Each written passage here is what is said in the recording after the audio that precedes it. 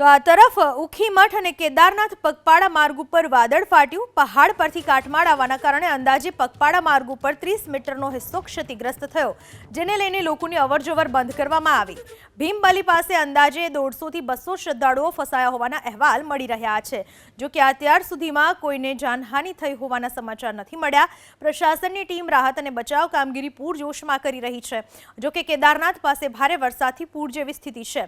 મંદાકિની નદીના જળસ્તર માં વધારો થયો।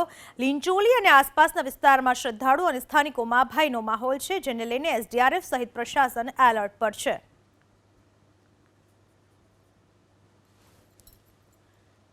કેદારનાથમાં પણ કંઈક આ જ પ્રકારની ઘટના જોવા મળી રહી છે। કેટલાય શ્રદ્ધાળુઓ ફસાઈ ચૂક્યા છે। કેદારનાથમાં પગપાળા માર્ગ ઉપર વાદળ ફાટ્યું, પહાડ પરથી કાટમાળ ધસ્યો, જેના પરિણામે પગપાળા માર્ગ ઉપર 30 મીટરનો જે ભાગ છે એ ક્ષતિગ્રસ્ત થયો।